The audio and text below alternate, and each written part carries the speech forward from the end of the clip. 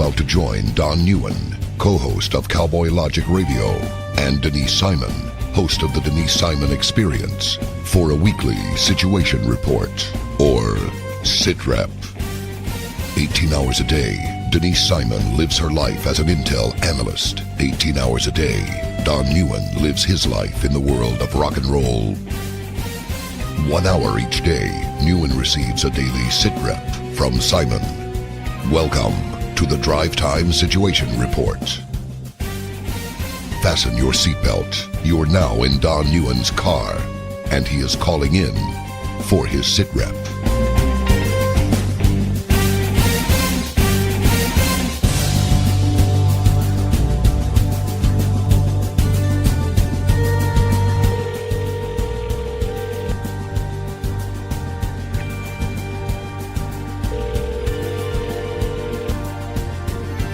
Smello. What's up, Denise? Hello, Don Newens. How are you? I'm all right. You? I'm wet. It's 46 degrees and nonstop rain in the lovely city of L.A., lovely Atlanta. Anyhow, before we start getting into the weather report, ladies and gentlemen, welcome to tonight's Drive Time Sit Rep with the stellar Denise Simon, and on the other end of this confab is Don Neuen.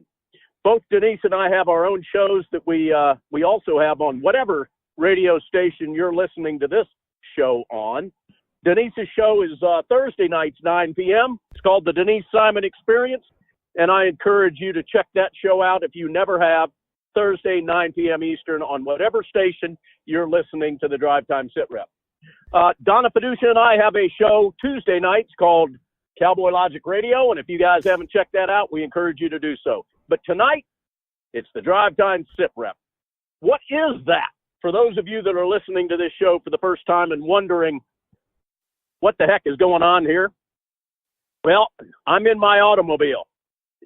It's Monday night, and in a minute, Denise is going to timestamp the show for us. But I've just finished a long day at work. I've got really bad weather that I'm driving in, Niecy Poo. I'm headed home from work, and I've called in to Denise Simon, who is a superior intelligence analyst.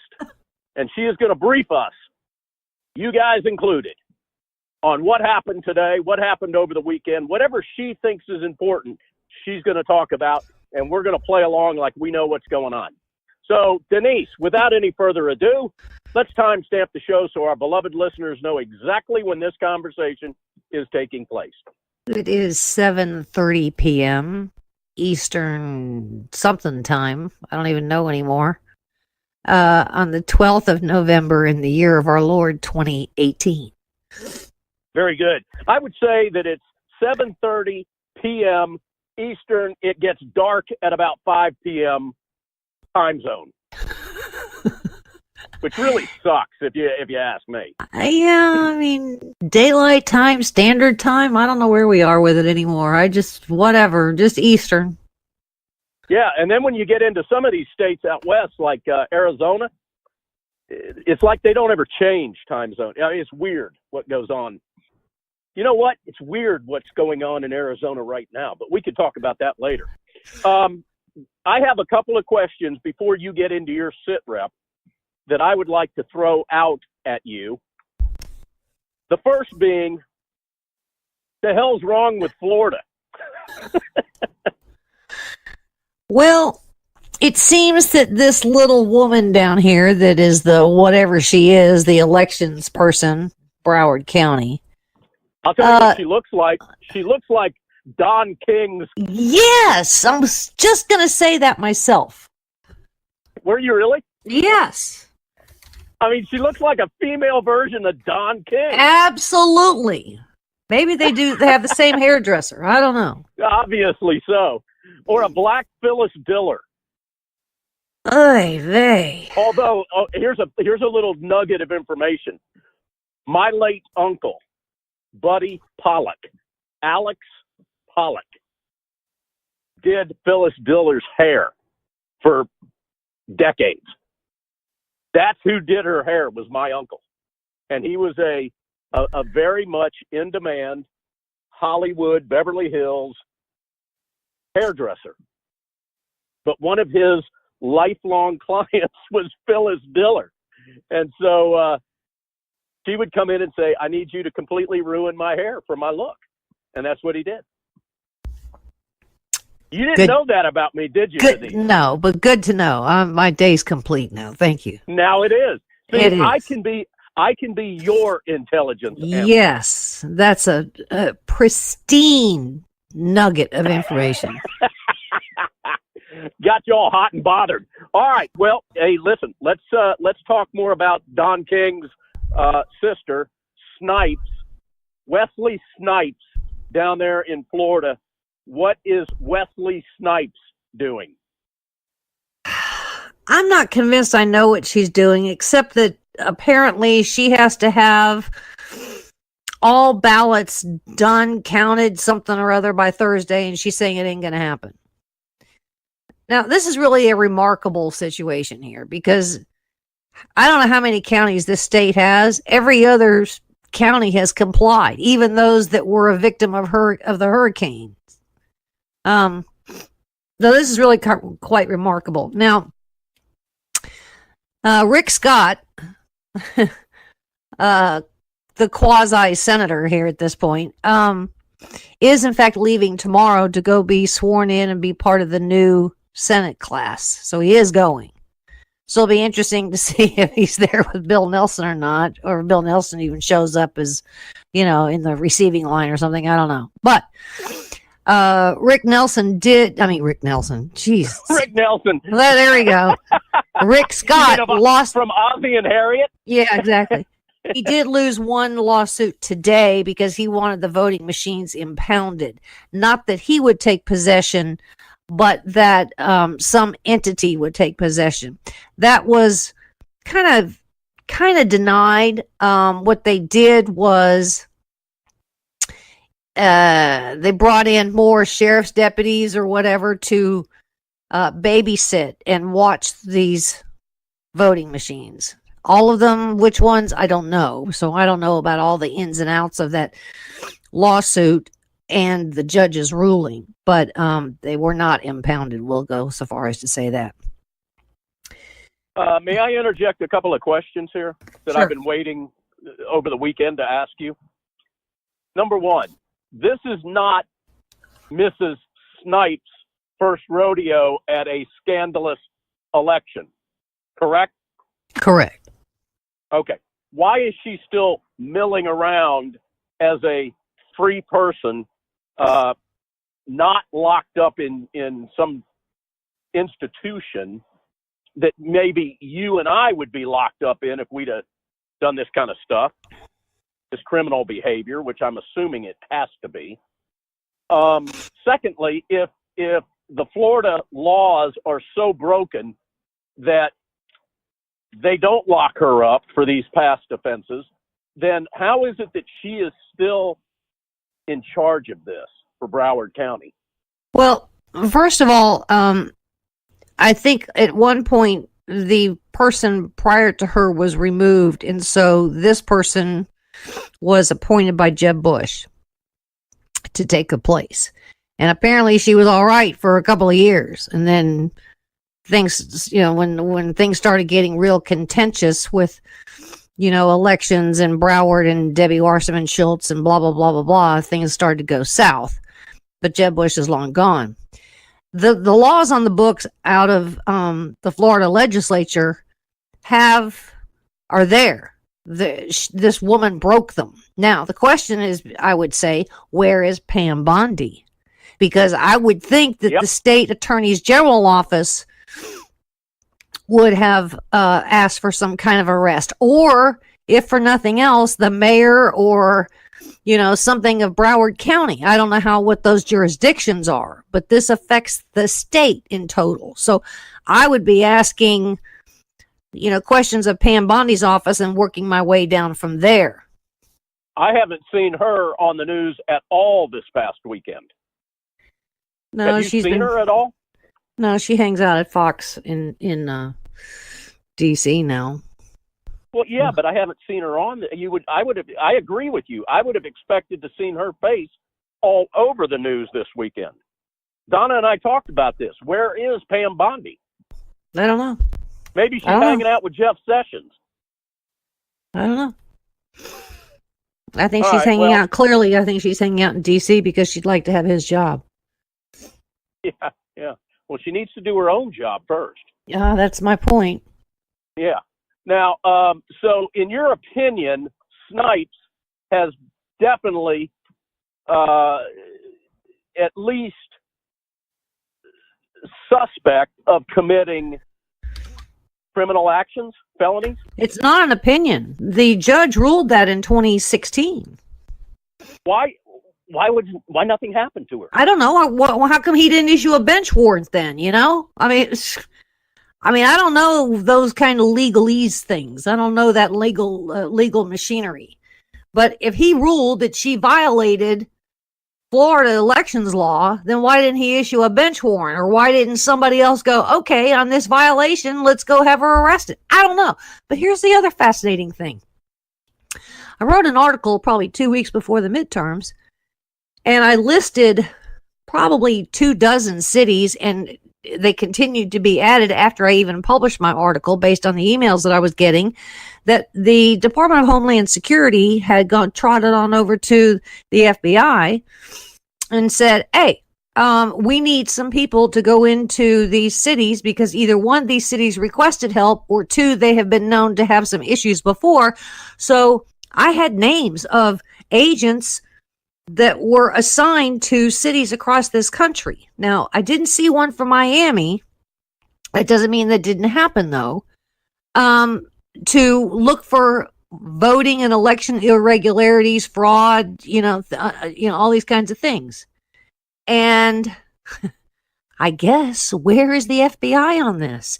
They can, if they weren't there prior to the election or during the election, why aren't they there now post-election? Because it is within their jurisdiction too. Yeah, this whole thing. It smells. Really stinks bad. Really does. You're probably not even willing to prognosticate on an outcome for this, are you? I'm so disgusted with it all. And with the number of lawsuits that are flying, and Senator Nelson says one thing, and Governor Scott says another, and then you got to go throw Gillum in, and then you got Mark Elias, the Hillary Clinton DNC, DCCC lawyer from Perkins and Coie fame, managing the whole thing. Yeah. And he's been doing this a very long time, because he actually goes back. Go ahead. I'm sorry. He goes back. He actually goes back to the whole Norm Coleman, Al Franken thing. He was a part of that one too. Yeah. Oh, yeah. I mean, bad juju follows this guy, or he creates it. Who was it this past weekend that made the statement that people that are in our country illegally their votes should be counted in Florida? Was that Gillum, or was that this attorney? I think it was the attorney, the Mark Elias. Now, the big question is, there's two questions on this, because it was kind of fascinating. One is, apparently there are ballots where illegals did vote. Somebody, and nobody's asking the question, exactly how did that happen? Where did that happen? How were they on the voter rolls? Are they provisional ballots? What are they? Somebody needs to explain that. And then in passing, I think either on last Friday or Saturday, I didn't get the full interview because at the time I either walked in the room or turned on the TV, that I heard Governor Rick Scott saying something about the ballots that were at the prisons. Whoa, what? What? There were ballots at the prison? What? Yeah, exactly. All right, now, for the sake of any of our listeners that do not have a firm understanding of what a provisional ballot is, because I wanted to get a definition of that this weekend, so I looked it up. Now, given the fact that I'm in my car, do you mind explaining, so that I don't get it wrong, what the definition of a provisional ballot is? It is a ballot that has issues. Now, there could be lots of issues. One is that a person of which they have a ballot in their hand already shows that they've already voted. So it is set aside to go check on it to see if there are two, this person is attempting to register to vote more than once. There's one. Number two, the signatures don't match. Number three, the person went to the wrong voting poll to vote, and rather than be sent to another voting poll, they went ahead and allowed them to vote, but they're holding it to see if they really did vote in the right one, and they were just visiting voting polls to go vote. Right. I mean, Right. There are just questions about the eligibility of that ballot. Let's put it that way. And then if the ballot itself has some issues, then the person then has some eligibility issues, meaning they didn't have ID, they were foreign. I mean, there could be all kinds of little cockamamie exceptions. So that's what a provisional ballot is. In the state of Florida, is there a crime, whether it's a misdemeanor or a felony, for casting a bogus ballot? I have no idea. And if so, what is it? I don't know if it is a Florida thing or if it's a federal thing. I would say that it would be a Florida thing, with the exception of a presidential election. Well, if you have a senator, though, that becomes federal payroll. But it still is exclusive to that state. I can't vote for your senator. Understood. No, I get it. But I think what happens is that the Civil Rights Division at the Department of Justice has inside of it the Voting Rights Division. And I think that they have the jurisdiction of a criminal statute dealing with ballots, even the way they are designed. Well, let's talk about that term, voting rights, because my understanding of this, and I'll gladly be corrected if you'd like, or if I need to be, on a state and a local level, a citizen of a state does have a right to participate in the voting process. But at a federal level, there is no right to vote. Correct. Okay. It is not. It is not in the U.S. Constitution. Voting is not a right in the U.S. Constitution. Correct. It's only at a state level. Correct. If it's written into their constitutions, which I would assume it is for all 57 states. Yeah, right. Okay. All right. Now, so did you see the video that was circulating Saturday morning on social media? It was filmed, I want to say maybe 9 o'clock, 9:30 on Saturday morning from down there in Broward County.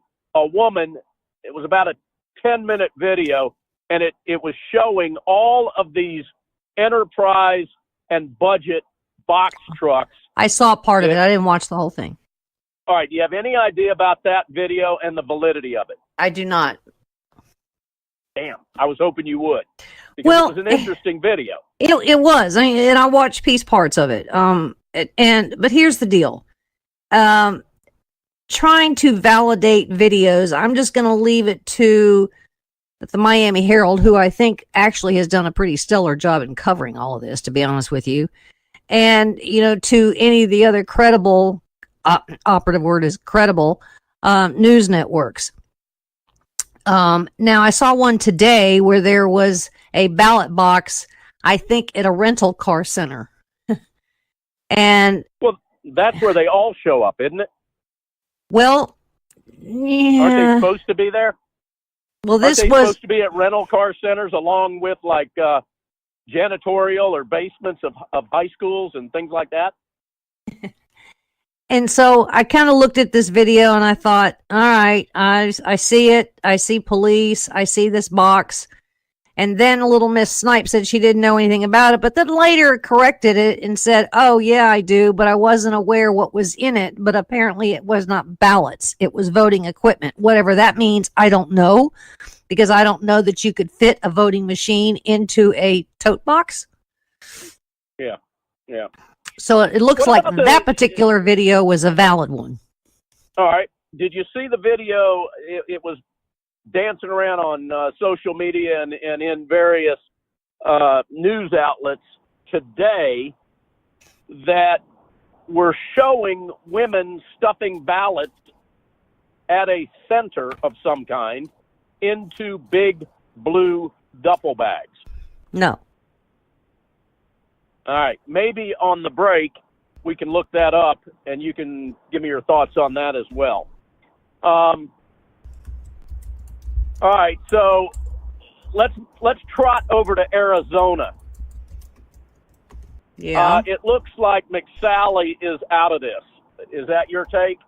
Well, that seems to be the chatter. But every time I hear that, I'm also told that there's 400,000 ballots to be counted. Now I think we're down to 200,000 ballots to be counted. The question there is, apparently it centers in Maricopa County.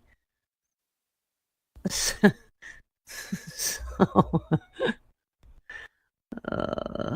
I don't know where we are with that one. Maricopa County. I mean, I would assume that's probably leaning blue. I don't know. I mean, that's where that's where Arpaio is from there. Right. But that doesn't make it a red county. Hell, they ran him out on a boxcar. Yeah. I don't know. This is very unsettling to me, Denise. It really is. I mean, Georgia's got its problems. I mean, Stacey Abrams is fighting this tooth or gap between her teeth or whatever you want to say that she's fighting this with. Tooth and nail. I see that. I also heard that she filed a suit and that her sister was either the judge or the lawyer that filed it. I heard that. About that. I saw some chatter on that one too, but I did not validate it. Okay. All right. Well, we got to go to break, ladies and gentlemen. You're listening to the Drive Time Situation Report, or the Drive Time SITREP, as we call it. My name is Don Neuen. I'm traveling home on I-20 headed west in my personal vehicle after a long day at work. I've called in to Denise Simon, my beloved and valued Intel Analyst, for a SITREP. You are a part of this SITREP. We're going to be back in a few minutes, but while we go to break here, why don't you take a look at Denise's website, founderscode.com. Founderscode.com. She's got an article about North Korea that we're going to talk about in the second half of this show. Ladies and gentlemen, we'll be back in 3 minutes. You're listening to the Drive Time SITREP.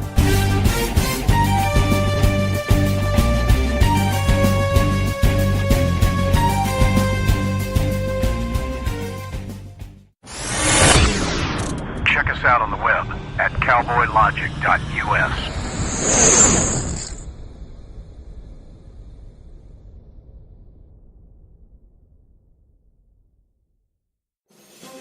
Hi, thank you for listening. My name is Ron Phillips, and I'm the owner and operations manager of Talk America Radio. It is with great pride that I offer you this 24/7 stream of some of the finest talk radio programming in the country, but I need your support. We are a listener-supported network. That means we need your help to continue to offer the quality programming you're hearing right now. If you're able, please visit talkamericaradio.us and click the Support Us button. Your donation will go a long way in helping us continue to share the American voice. Thank you. This is Denise Simon, host of the Denise Simon Experience. When I'm not debating with Donna Fiducia about politics, I listen to Cowboy Logic Radio. Why, you ask? Because outside of my blog, founderscode.com, and my own radio show, the Denise Simon Experience, Cowboy Logic is by far the most entertaining and informative radio show on planet Earth. Plus, Don makes me feel guilty if I don't listen to his radio show every week.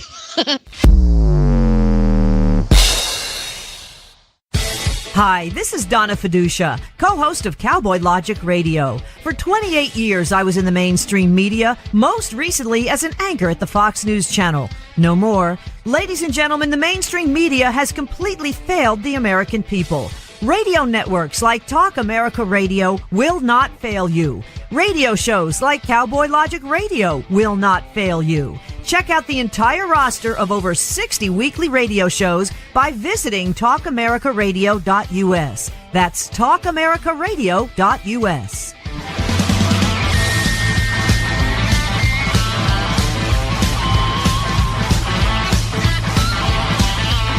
TalkAmericaRadio.us.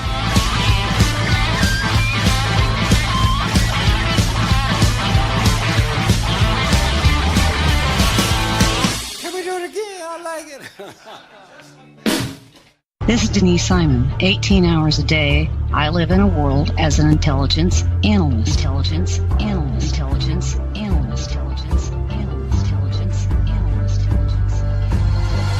What I find is reprehensible. What I find is terrifying. What I find is treasonous. What I find is treasonous. What I find is treasonous. What I find is treasonous. What I find is treasonous.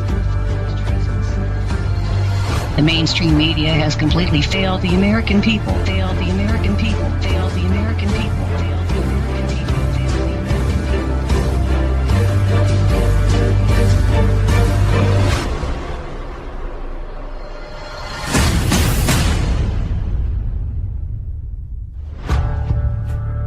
people. Join me for the Denise Simon Experience every Thursday night at 9 p.m. Eastern.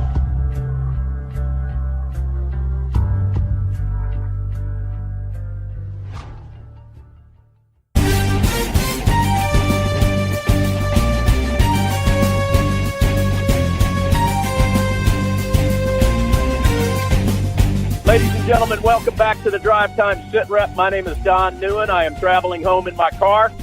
I'm 3 minutes closer to home after we just had that last break. On the other end of this conversation, Denise Simon. By the way, if you didn't check her website out on the break, I encourage you to do so after the show. founderscode.com. It's an excellent website. Denise, what do you want to talk about this segment? We need to talk about what is something called the Ferris Doctrine, F as in Frank, E-R-E-S Doctrine, which apparently was a piece of law from the 1950s that the basis of it is that if you are active military, you are in a medical hospital for whatever reason, and there has been some kind of malpractice or malfeasance or some negligence, and you are permanently affected by this and or essentially die from malpractice or any of that, you cannot sue the military. This is separate and distinctive of anything that goes on at the VA. These are military hospitals. Now, think about that for a second. These doctors don't have their, some of them, I would say, are not even military doctors. They're on loan. So they're like civilian doctors that are, donating their time. So if there's malpractice or negligence, they don't have their, you can't sue. So they don't lose their their medical license. And if you die because of negligence, malfeasance, malpractice, oh well. Now, in 2002,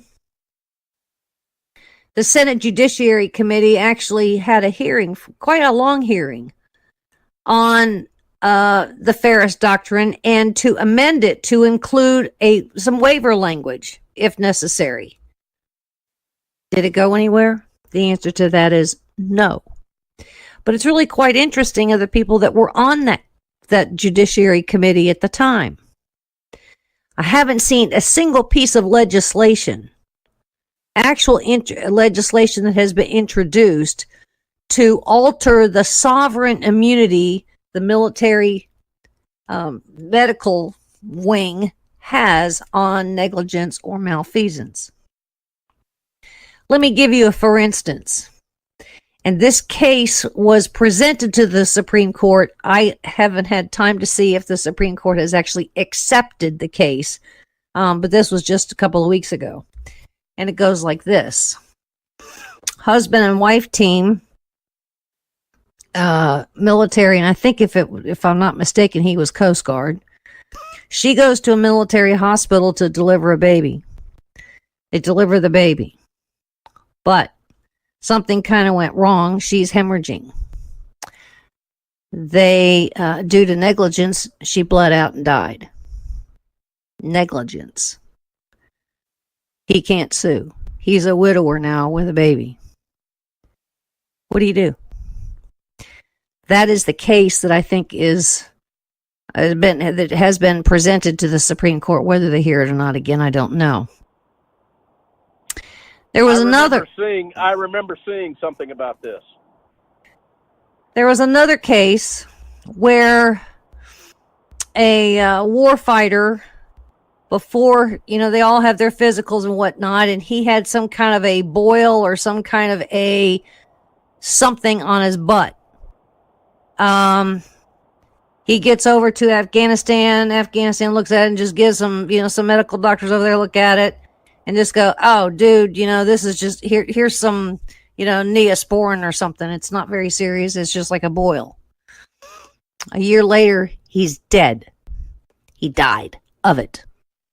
It was skin cancer. He died of skin cancer. Now.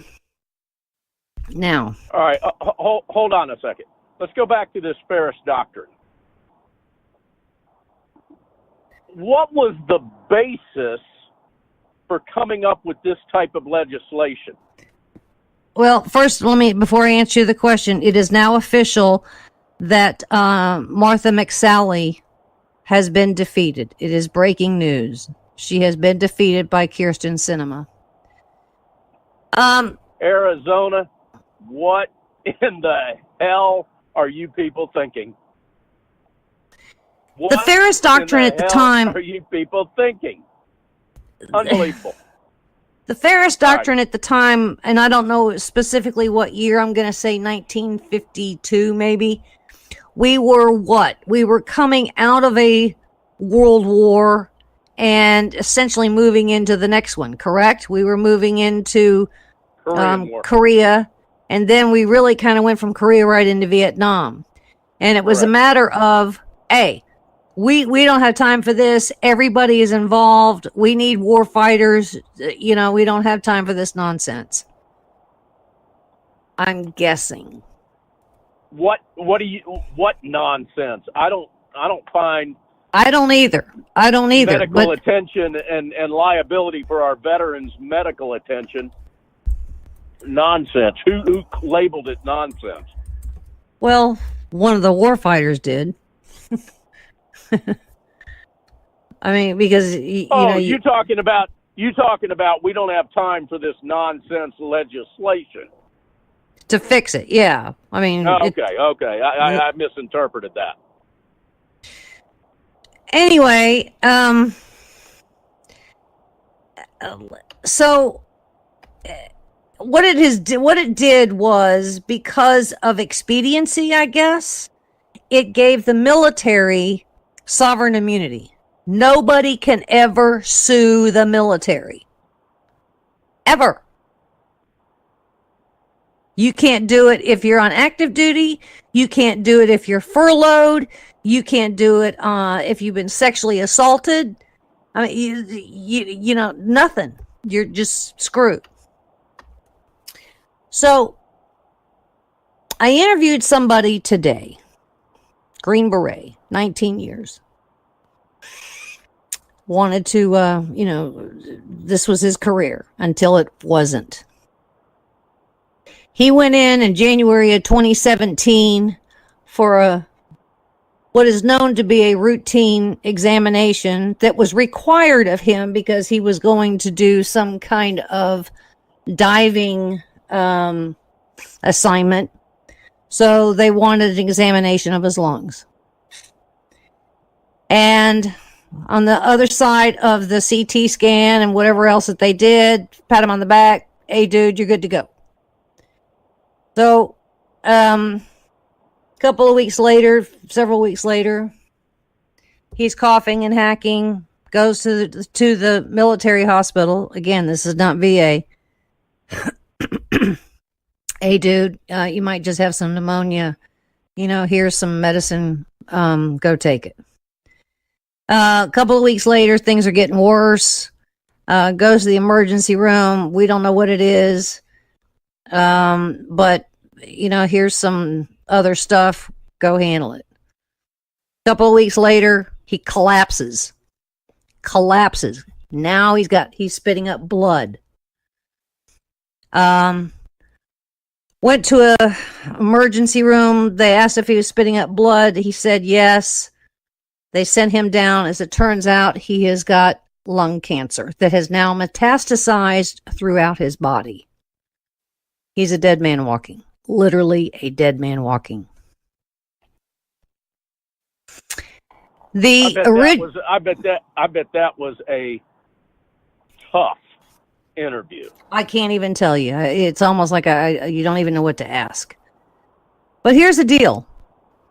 I asked him, I said, does your medical file follow you? In other words, is there some kind of database, or is it sitting someplace that each doctor can pull it up and go, oh man, that's what your CT scan shows? So at least three or four times since that initial test where they saw the lump in his lungs, nobody did anything. So it wasn't the first malfeasance, malpractice, negligence. It went on at least 3 or 4 more times. He's got about a year to live. Now, what do you do? Well, what do you say?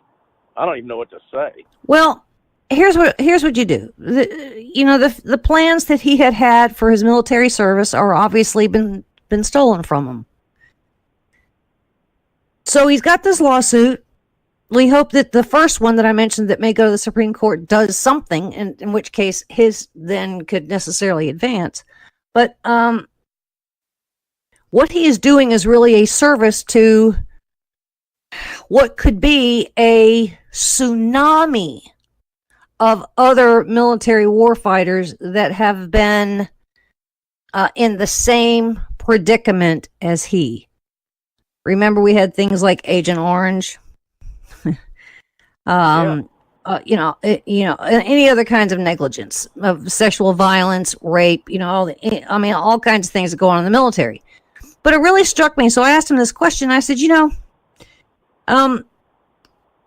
make a pledge, not only to the military and take an oath, that you will execute your duties, whatever they may be. And in turn, the military makes a pledge to you.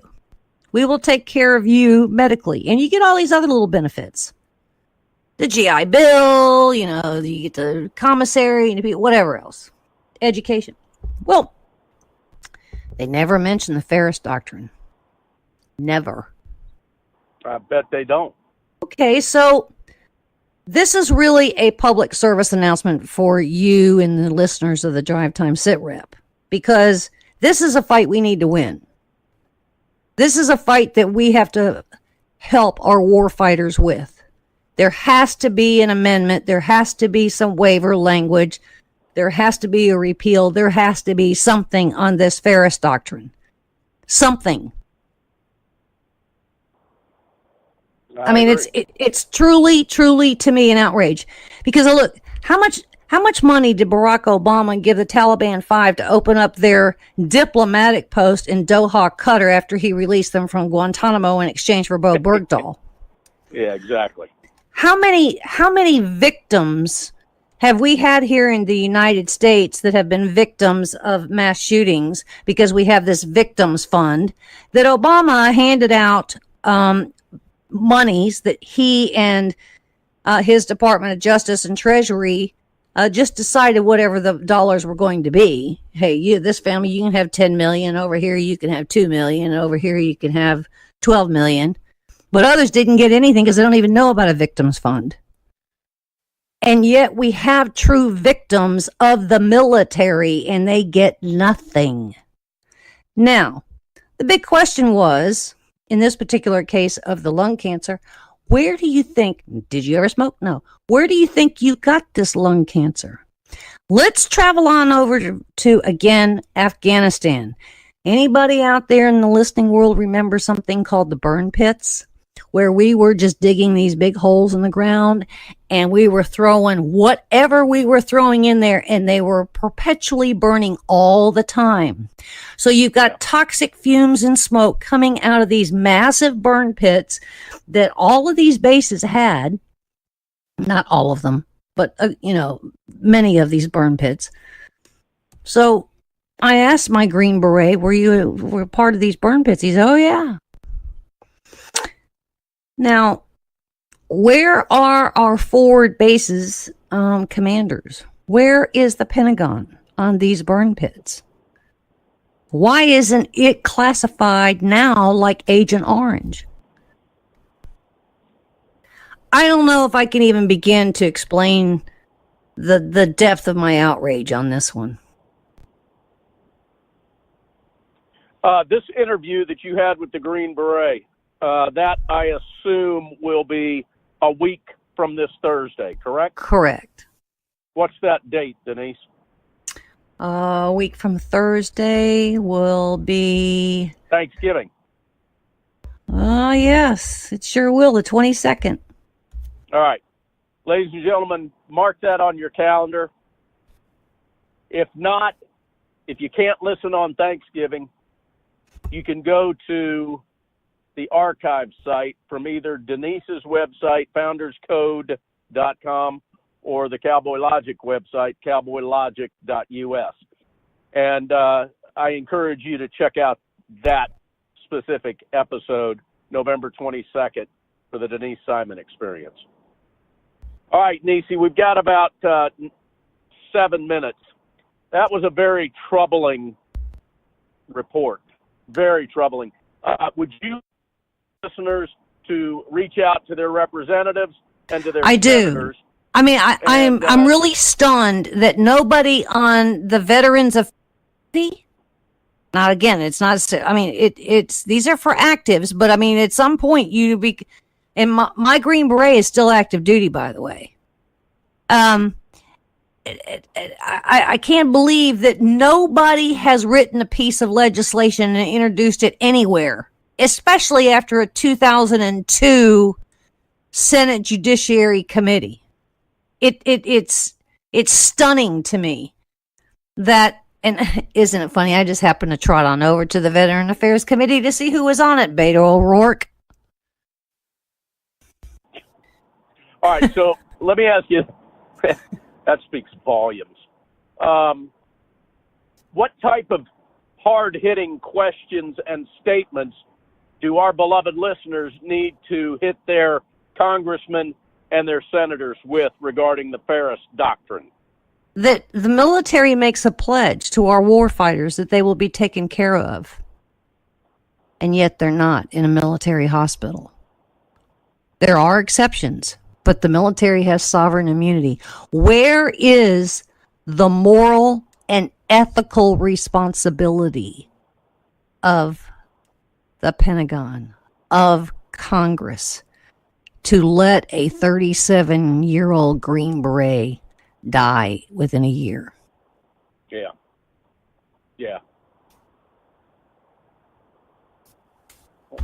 I feel nauseous right now after hearing that. Yeah, I mean, and you know what's fascinating is his vital organs have, I mean, they've doubled in size because he's in stage 4 terminal lung cancer. What do you do when you have planned out your life, committed your world to the Army, you are a Green Beret Special Forces, and you have got a year to live? What do you and your family do with that? I can't even imagine.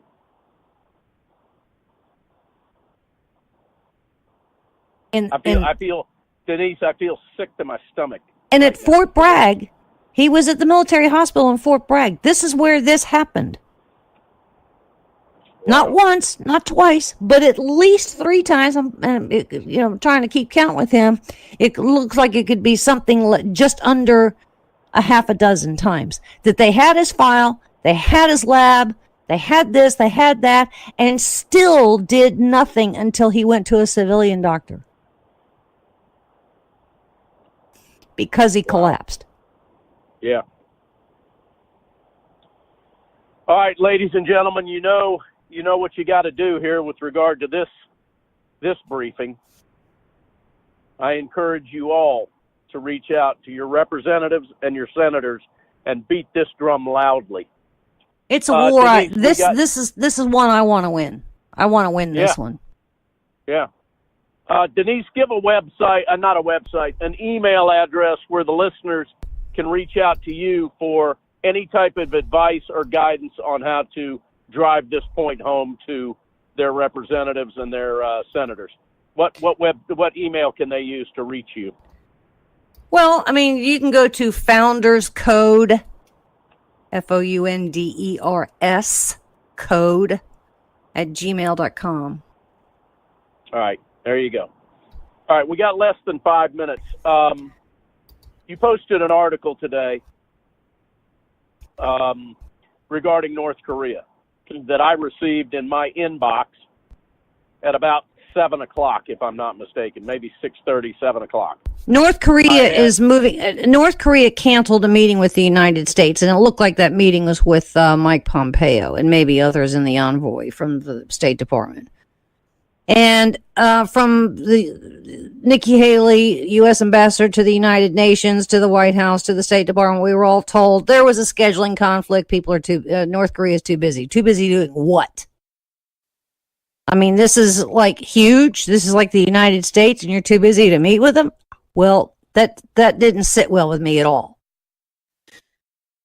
Well, as it turns out, that North Korea is indeed moving ahead with its ballistic missile program because it's got 16 hidden bases that have been identified by commercial satellites, not just ours, but other governments. And I kind of knew this, but I believe that we were trying to get these satellite images to look closer, because obviously, they'll get better information than I'll ever get from from what they do. But apparently, the existence of these bases were never acknowledged by North Korea. I think that we challenged them on those, and they probably gave Trump and or the South Korea and others some kind of lame excuse that no, that's not that, what, blah, blah, blah, blah, blah. Well, now we have found out something very differently. So we have at least 16 that we have identified. There could be more. But they're also, let's not forget, they're continuing to process nuclear material. We haven't told them they couldn't do that, I don't think. Again, we don't know what was all in that document that little Kim and Trump signed. We think we know, but we're not. I wouldn't say that that's the final one. Now, we have offered all these carrots. The stick is still out there with these carrots on them, and so we've made some concessions. And then we have these sanctions, and we've added some, and we've kind of relieved them of some. So I would say that little Kim, at the advice of the Russians and the advice of Iran and the advice of China, are abusing our kindness. So we're in a stalled motion right now, completely stalled motion.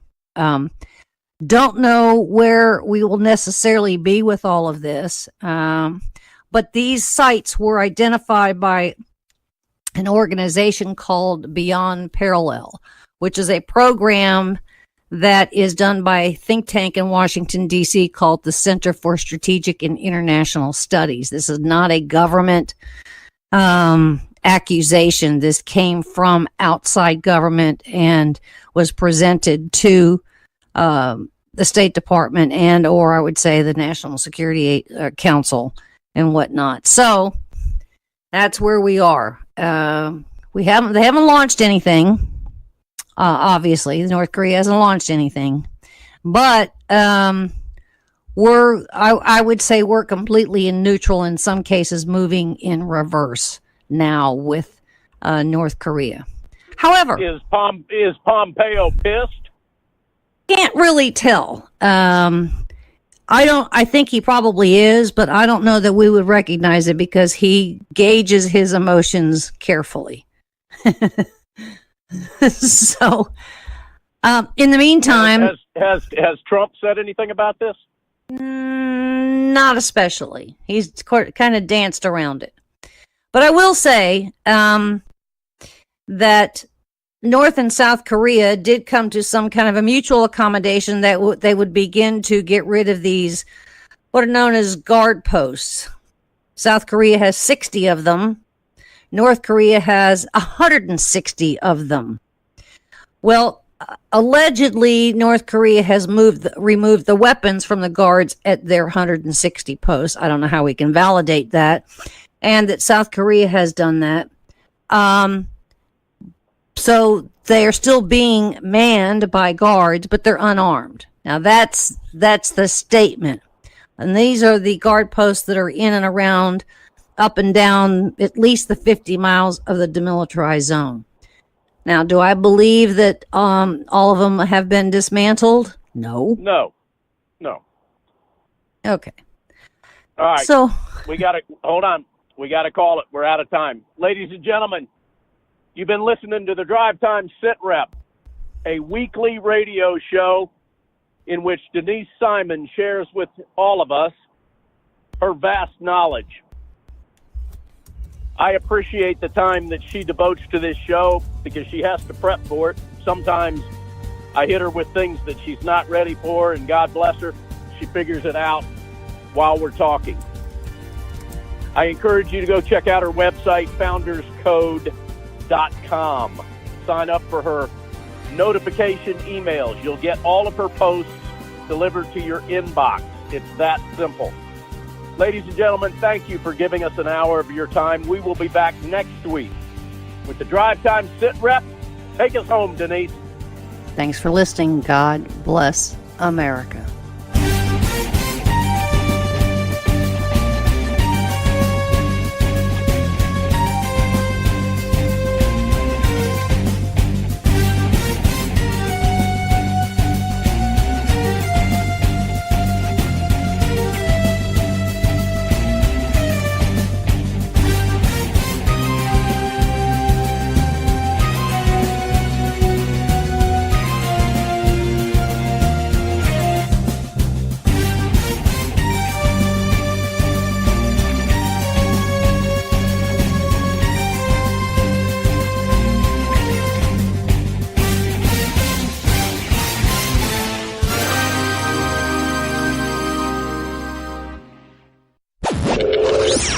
Check us out on the web at cowboylogic.us.